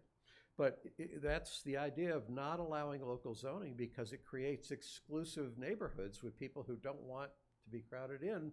So the compromise was, well, you can change zoning with a majority vote now. So we're fighting some bigger issues. I'm on your side with your sentiment, but there's some bigger issues that we fight to try to do that, whether it's private property issues or whether it's some of the state's initiatives, to make it hard just to kind of do stuff because we'd like to. So I just say that No, as it's a commentary. perfectly fine. Yeah. So could I So make a, he did have a question. Should I respond to his question? Sure, go or- ahead. Okay, so this specific instance, I think you said, Phillips, this instance is off Elm. It might Okay, be the it's same, Elm, yeah, okay. same situation. Yes, yes, it had all. There's one, a couple of them. One big circling a Right. giant wetlands, I understand. And I only became aware of this because I do live, and it would somewhat impact my view of the woods. So that is a fair statement, Gus, so I understand it. But it is, without that, I would never have started listening to the Concom hearings, would not have understood what pressure they face, and not have understood kind of this challenge. So again, this wasn't brought to insinuate that anyone wasn't obviously watching this and doing as best you could. It was to make sure that this statement was heard. And I feel comfortable that you folks have stated that this is something you think about with every decision, because I understand it's a challenge. I can't imagine the kind of pressures the state and developers are putting on this town, because I'm sure if they could put two houses everywhere they could, they would, right? And they'll find a way eventually to put more than we probably want. And when the state steps in and they start pushing things, like, I don't know if you've paid attention, because a couple of meetings, we've had people from Danielson Pond come in. And the Danielson Pond's a perfect example of, we have residents in this town that's a pond that was deeded to the town decades ago with the intent for recreation. And now the state is saying, well, if it's a dam, we would support pulling down the dams. And and that means that whole area just gets flooded to be just like a muddy, yucky, and so then it puts our conservation group between a rock and a hard place, because they know what the state's asking for, but they work for the town. And if the town's saying, time out, this is what we want, then that's what they have to be adhesive to, is what do the residents of Medfield want, not let's roll over and do whatever the state is asking us to do. But in doing that, you have to then look at what are the costs. And if it becomes a wash, then I would think the voters of Medfield would be the stronger vote. But we are very in tune. And it's because people like yourself come to the meetings, they express their concerns. It may be in your backyard, but your backyard is part of Medfield, so it's Medfield's concerns, right? And so I appreciate you coming in. It reinforces some of the things that we ourselves are concerned about. And and if there are bylaws and rules that talk about what can and cannot be done around wetlands, I don't want lawyers to get in the middle and say your bylaws don't matter. They matter because people in this town voted them, whether it was last year or 20 years or 40 years ago. It's what made Medfield Medfield. Except for Mark. Mark can get it. Don't get me into this one. Grab a mic, Jeff, if you wouldn't mind, please. Okay. Do you want me to stay at the podium? Or Yeah, because he may ask questions. Okay, perfect. Just a couple questions. Jeff Hyman, 1 Metacomet Street. You guys know me. If it's a green subject, water subject, environment, it's my career. and I found this important. I certainly echo the comments, as you might expect from me. My question is, on this specific property that Gus mentioned, the court, I understand the court, you said the court said, pushed it back to the town to, can you I chime repeat in real that? quick? I know this is an open I'm not case, asking so we you need to to be comment careful, on right, the Mark? case, but I We're in wanted, pending litigation, Yeah. nothing's been resolved, so we really can't discuss. Right, we have to be really careful. I knew where this was gonna go tonight, and thus far, everyone yeah, has not- danced properly, Yeah. but we don't wanna do anything that muddies the water. okay. If I make a comment about something and you don't have to answer, is that muddying the waters? If I comment on something that I understand about the property? Because Gus had mentioned, I would just, I represent the town, not individual Yeah. residents or taxpayers, but I would just caution you. Yep. We receive public records requests for comments made to the town. So the fact that this is a public forum doesn't insulate anybody. So I would suggest you Yeah. be very cautious with what you I'm say. cautious, yeah, just if anybody wants, if you look on the Mass GIS interactive property map, I was confused. I looked it up because of the subject, and it states that the property is listed as unbuildable. Massachusetts codes all its properties, and I think it's based on a number of operational uses, taxes, whatever, but it is listed as unbuildable. So Based on assessing values. that's just what's clearly in the domain, so I'm not saying anything different. So I wanted to make that It's point. been listed on the assessors as unbuildable for a long time. Right, and I think it's been in it's also on there that it's been in the possession of the owner since the 80s. So I just think that's just a point of, making that made known to this board, and certainly echoing the comments that, I guess one comment that I'd like to make is, in echoing Dan's point about supporting our boards and commissions and committees, is and Christine mentioned, we're trying to find people, right? So that unification that Eileen, you mentioned earlier, is so important, because if we're going to attract and retain volunteers and paid employees and whatever, we have to, work together, right? So be consistent, and that's really the message to you. It's like, keep that unification. It's important. I mean, if we go against each other, if boards are, are put against each other by whatever parties, it kind of muddies it up. Thanks. I think it's hard because our town government is fairly thinly staffed compared to other town governments. I moved here from Newton, and I was used to professionally dealing with the planning department in Newton, and you go in and there'd be a dozen people, and they'd get proposals and they'd write reports. The planning department would render opinions, and I came here and there was one person who wasn't a planner at the time, and so that we pay very high taxes in this town, and to avoid paying higher taxes, we don't hire more people unless we have to. I think that my understanding of the status of the case that you were talking about, Gus, doesn't align with what you said, but Mark's saying that we shouldn't be talking about it. Good. Go ahead, Mark. Yeah, I appreciate what's been said. The perfect example is there is a huge flood storage area in this town, which is owned by the Army Corps of Engineers, which came in and compensated all the property owners at the time, either for outright ownership or easements or restrictions, in order to accomplish that.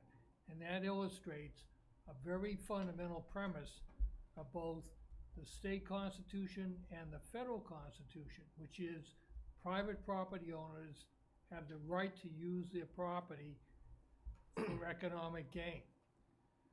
The government can reasonably regulate, but at some point, if regulation goes over a certain line so that you've deprived a property owner of all economic benefit of the property, it becomes a taking. And at that point, you have to be prepared to compensate them. So it's a very complex area of law. It's not immune from politics, and we're seeing that as well right now. Is there is a trend from the United States Supreme Court on down to recognize, basically to restrict government regulation more and more, and recognize and protect so-called property rights. But I would point out to you, Mark, that there's a lot of government regulation that does take people's property and says you can't build because of under zoning or under the wetlands.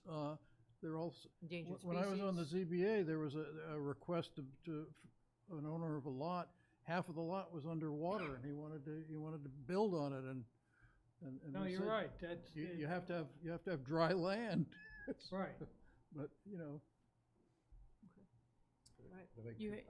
You have a comment from the audience. Wait, chime in here. Yeah, so I will. Thanks for monitoring it. Oh, see, Kay Elliott. Elliot can speak. We just need your full name and address for the record, please. Hi, can you hear me? Kay Elliott. Jack that up. Hi, can you hear me? Yeah, it's good now. Okay, great. Hi, Kit Viator, 4 Kerr Street. I wanted to thank Mr. Kine, I believe it is, his name is. He said exactly what I wanted to say, and I just want to echo his comments. With regard to the question about examples, I do want to say that the Elm Street development, the proposed Elm Street development, is definitely on mine. And I would like to ask the board to direct town council to aggressively defend the decision of the Conservation Committee regarding that proposed project. The wetlands should be vigorously defended, and existing code should be enforced. And I urge the town not to yield to the legal pressures from the developer, and instead respect the Conservation Committee's judgment, expert judgment, so that we can protect all wetlands, including this unbuildable lot on Elm Street. Thank you. Thanks for your time. I really appreciate it. So I would just thank you for your comments, but I would personally say that we don't really have any authority over the Conservation Commission, and I'm sure that, and I'm confident that they'll do the appropriate thing. Yes. Just two quick comments in response, I think primarily to you, Jeff. One is, but also I think even your comment, I was going back through at least the years I've been on the select board trying to think of an instance where the Conservation Commission wanted to do something or made a recommendation to us that we flat out said no. I know there's been issues around funding a conservation officer and getting one. That's a different issue, but that was practical. That's not, no, we don't take your advice. So I don't think, if there's examples where we've literally told the Conservation Commission, we just disagree, we're not doing it, I'm not, maybe my memory's bad, but I'm not aware of any. And I don't think we would be predisposed to do that. They have a role to play, and I'm pretty sure for most people, if you live in Medfield, there's a reason you moved here, and you do value the environment that we have. So the predisposition would probably be to take the advice. The other point that I'd make, Jeff, you were talking about committees, and this is a personal observation I've had over the past 5 or 6 years that to me is a bit of a contrast to the time before that when I served on certain committees and saw other people serving. There are a minority of people more recently, to my perspective, more recently than in the past, who don't see serving on a committee as, open-mindedly trying to figure out how to give the best advice to the town so that the people who actually have the authority to make decisions are best informed to make the best decisions. There have been in some instances where people have gotten on a committee that says, because I want the power to call the shot.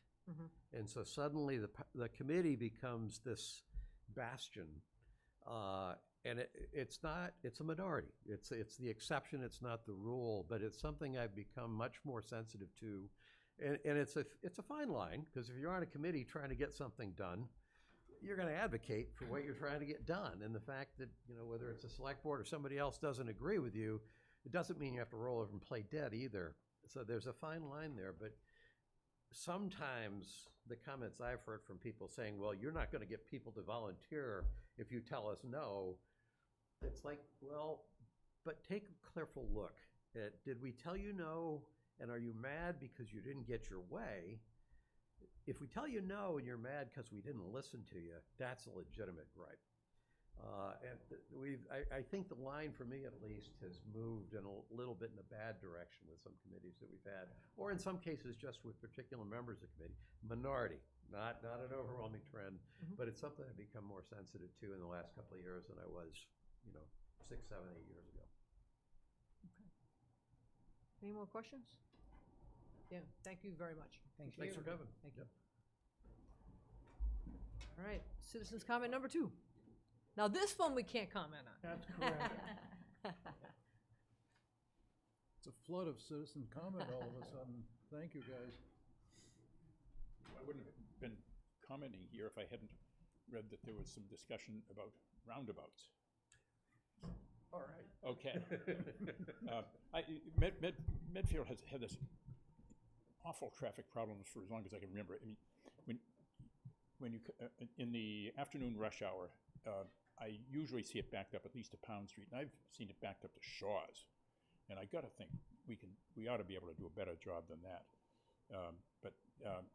About maybe 15 years ago, I read this book called Traffic: Why We Drive the Way We Do and What It Says About Us. And there was a lot of interesting stuff in it. He mentioned the small town in small Dutch town that had taken out traffic lights and put in a roundabout, and how it had solved their traffic problems. Another thing that I got out of it was that there's some data that showed that when a person is going at 40 miles an hour, heading for a light that he hopes to get through, a pedestrian is seen as an object and obstruction, but at 20 miles an hour, they establish eye contact, and the pedestrian is seen as a human being. And it was a point that hard to prove, but a significant one. And I happened also, at about the same time I read this book 15 years ago, I started reading a biography of Cicero, the Roman orator and statesman, and it had a chapter on life in Rome in 100 BC. It was wonderful. People loved living there. It was the most exciting place on earth, perhaps, to live. Maybe they liked the orgies, I don't know, but in any case, they loved it. What worried the Romans? 1, the fear that foreign invaders were going to come and take it away from them, and 2, the traffic. And we've made a whole lot of progress in the last 21 centuries. but after reading Traffic, and when I heard about roundabouts, I started thinking this is a book that was written maybe 15 years ago, and I wondered about more current research on it. So I went and Googled roundabouts versus traffic lights at intersections, and I came up with some interesting stuff, and I wanted to share a little bit with you. I'm going to give you these things. I'm not going to read the whole thing. I'm just going to give you some of the highlights. I got something here from the Insurance Institute for Highway Safety, which I believe is funded by insurance companies to provide them with data. I got something from Mass DOT and something from North Carolina DOT. The one from Insurance Institute for Highway Safety begins: roundabouts. Roundabouts are a safer alternative to traffic signals and stop signs. The tight circle of a roundabout forces drivers to slow down, and most severe types of intersection crashes, right angle, left turn, and head-on collisions are unlikely. Roundabouts improve traffic flow and are better for the environment. Research shows that traffic flow improves after traditional intersections are converted to roundabouts. Less idling reduces vehicle emissions and fuel consumption. Then roundabouts are generally safer for pedestrians. Pedestrians walk on sidewalks around the perimeter and cross only one direction of traffic at a time. Crossing distances are relatively short and traffic speeds are lower than at traditional intersections. And they've got drawings of roundabouts here. A couple of other things. it said, because roundabouts can reduce delays and queue lengths, they require less space on the approaching roads than comparable intersections controlled by stop signs or traffic light signals. The service life of a roundabout is significantly longer, about 25 years compared with 10 years for a typical traffic signal. A study of 19 rural intersections, blah, blah, blah, that were converted, had stop signs and converted to roundabouts showed a 62% reduction of all crashes and an 85% reduction in injury crashes. There's a European study that showed pedestrian crashes down 75%.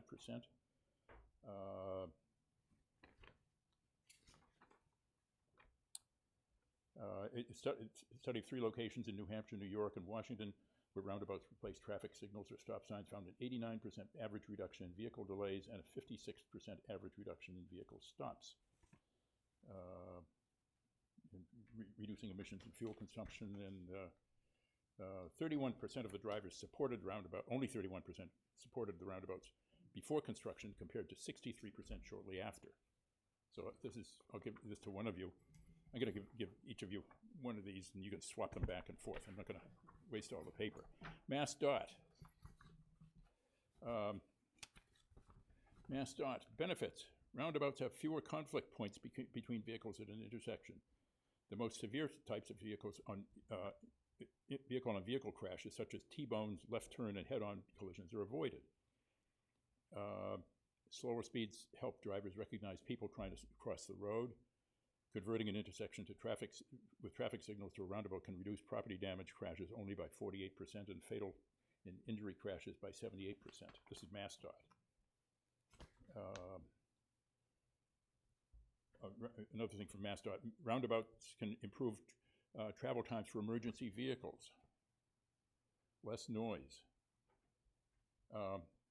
Roundabouts do not require constant maintenance like traffic signals. This is all from MassDOT. So David, your intent here this evening is you're following up on a conversation. I'm following up on a conversation. I just want to bring this to you, all this stuff, since it sounded as though there was one on the board that was pro, and 2 were thinking of spending the extra $1 million to get traffic signals at West Street and also West Street and 27. And I'm also thinking ahead to a possible situation at South Street and 27 that could call for something like that. But let me just finish with the NCDOT. This North Carolina Department of Transportation, roundabouts can actually reduce delays by around 65%. This is all survey data. This is data driven. This is not just somebody's imagination.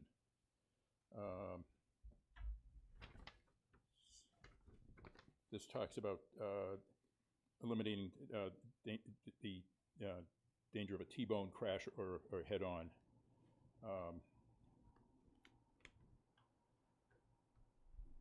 Therefore, this is another one here.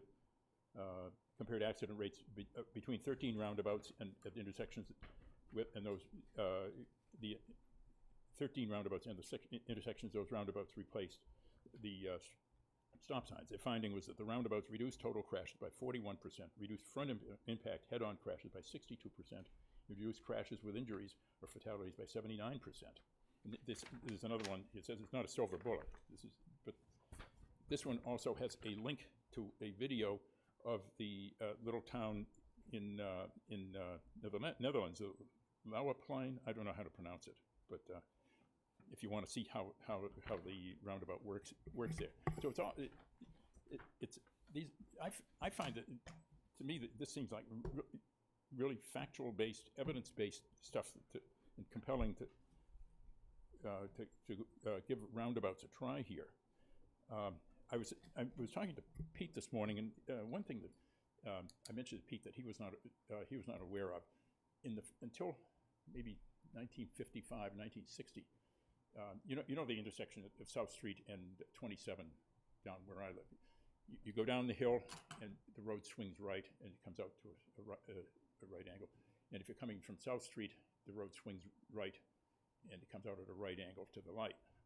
But until the mid-50s, and you could see that the roads were re-engineered there. South Street was a continuous straight line across 27. And I can remember as an 8-year-old kid being scared out of my wits when a woman, the mother of a friend of mine, just went right over 27. Of course, there was less traffic then, but even then I thought, this is really, really bad stuff. But in other words, that would suggest that if you put a roundabout there, you could probably do it with one roundabout, not two, as you might think with the current.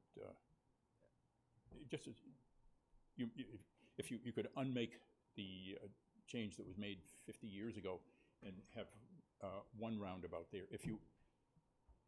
when you're thinking about what to do with that problematic intersection.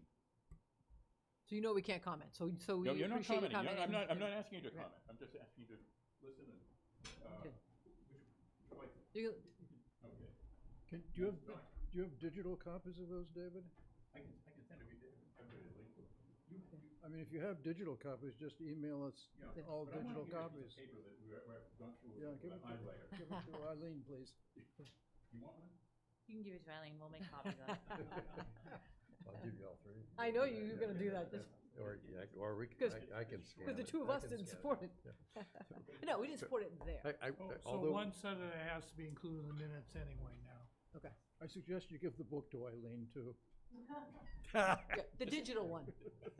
You can give Pete the old one. He's I got this out of, when I heard about this, I got it out of the library, and I said, well, I'm never going to get this read before the meeting here. But I really urge you to give very serious consideration to roundabouts. Try them. No, I'll leave it at, we've all been around roundabouts. If you live in Massachusetts, you've come across a roundabout or two. Norfolk. Right? Yep. So I appreciate it. We can't take it any further, but we can put it on our agenda. we can't comment, but I will put a personal request in that when Brittany writes up the meeting minutes for this meeting, if she would please make sure she puts in a reference that we were discussing Cicero during this meeting, I think that will just upgrade our overall quality. All right, yeah, you can put the orgies in, but make sure. Don't make him blush, Make come sure on. that you quote the town resident who wanted that in there. And they thought Roman traffic was terrible in 100 BC. They should look at it now. Thank you, David. Okay. All right, on that note, requests from the Medfield Energy Committee to post signs at the usual locations advertising the EV section of the upcoming car show from June 12th to June 23rd. And then gifts and donations, accept various donations for the use of the Council on Aging totaling $570. I move that we approve the consent agenda, items on the consent agenda. Second. All those in favor? Aye. All right, meeting minutes, none. I love having no meeting minutes to approve. Town administrator updates? It's just deferred pain. I know it is. But we're going into the summer months, we'll have more time. Very quick tonight, just a reminder that we have the ribbon cutting at the water treatment plant on Monday at 10 a.m. Okay. All right. Next meeting dates, I will not read through them. They are posted here in our packet. And then we can jump. And the only one I'll flag is the October 1st one I won't be able to make.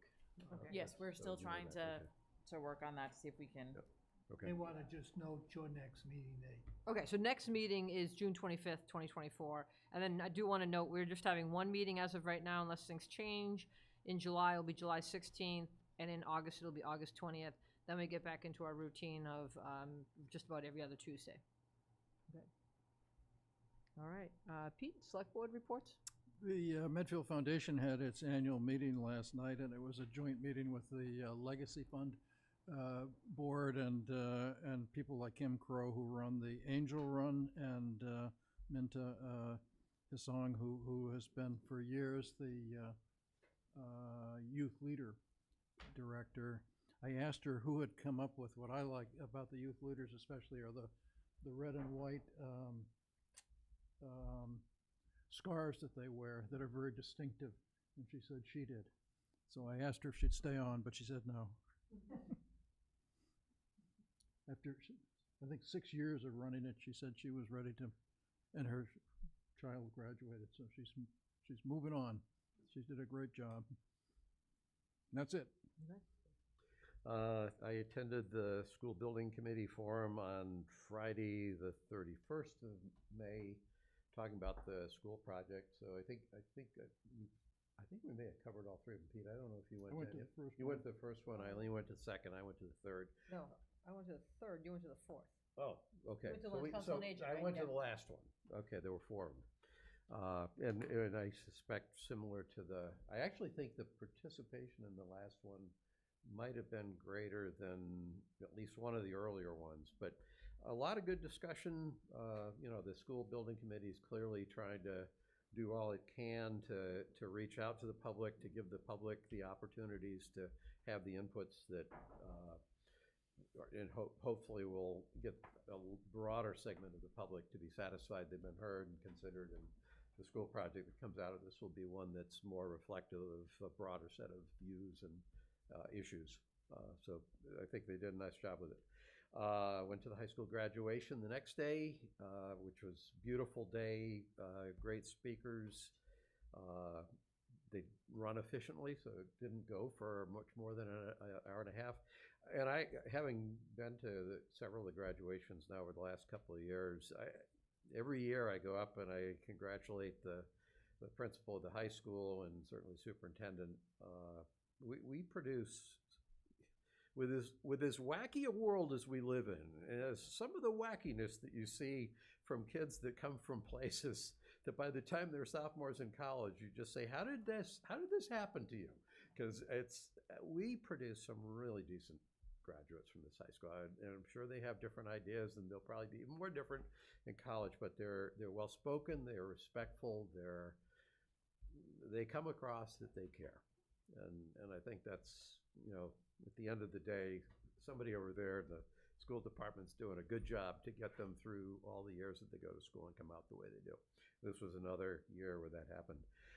And then the other thing on the 6th of June, I'm, among other things that each one of us gets involved with committees, I'm on the MBTA Advisory Committee, which is a large committee. And I've been active for about a year and a half. I think I was on it for about 3 years, and it took me a while to realize it wasn't the Norfolk County Advisory Board. So I'm on the advisory committee for the MBTA, and it's interesting to see the MBTA discussed from the standpoint of the people who are trying to run the MBTA, because you come away with a good appreciation of the political pressures that they face. There are some structural issues that the MBTA has faced ever since the Big Dig that have basically helped get that boat real low in the water. On the surface, we went through the budget process, and the budget oversight committee, that's a subset of our committee, did an analysis that was very good. As a budget analysis, what it said is the MBTA is going to run out of money in FY26, and it's going to sink. So after you read that, then you say, okay, this is a political document. This is sending a message to the state about the dire condition of the MBTA. And if you step back and say, okay, once you understand that's what this is, it's still just a year out, but I've become a lot more sympathetic to the hard work, or appreciative of the hard work that the people that are involved inside the MBTA are doing to try to basically, in some cases, almost squeeze blood from a stone, because you're trying to get the financial side lined up with the service side, with the social issues that people have about free fares, with issues that energy activists have around electrification, which means new equipment. There's a lot of pressures, and they're actually pretty good people they just have a really hard job. And if nothing happens, the MBTA is going to run out of money in a year. But I'm guessing something will happen. That's it. That's it. Yep. All right. So I actually did make it to Medfield High School graduation. I'm bummed I couldn't. I was away hiking in the Grand Tetons and Yellowstone Park, but I did hear the ceremony was fabulous, and congratulate to all the seniors. And I just cheated while you were giving your notice, and it's good to know if anyone's paying attention to the boys and girls lax teams. The boys did win, so they're going to the state championship game on Friday. The girls are going to the state championship game on Thursday, so kudos to those two teams. I did attend the Medfield School Building Committee's third forum that was held here in this room. Well attended, great discussion. I applaud what they're doing in terms of the committee, really trying to have as many forums. There was so many interesting questions from new young parents at the forum I sat in on, so thought it was really well run, and I look forward to their next meeting next week.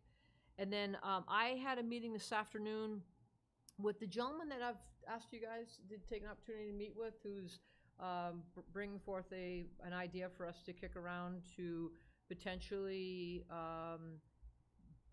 buy the piece of property up at the state hospital. Mind you, if that was to go through, it's something we'd go forward to the residents, ask if the board could sell the land, and then obviously an RFP would be put out. But looking to put a structure up there. I met with him a few times. I know he's going to try to meet with you guys, and he's going to try to come and present to the select board in general, just to get the conversation going, to see what the interest is in the town. But that's where I've had the conversation with him to say, if you're looking to build something up on what would be the Sledding Hill area, and the Sledding Hill's not going away. It's the first thing he says when you talk to him. He knows how precious that is.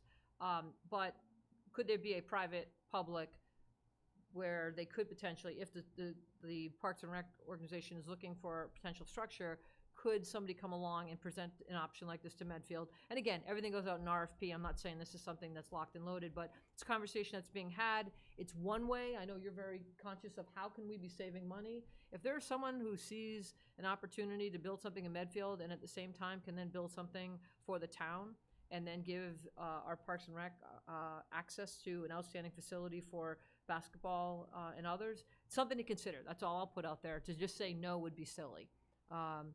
And then I did attend this afternoon, actually late morning, early afternoon.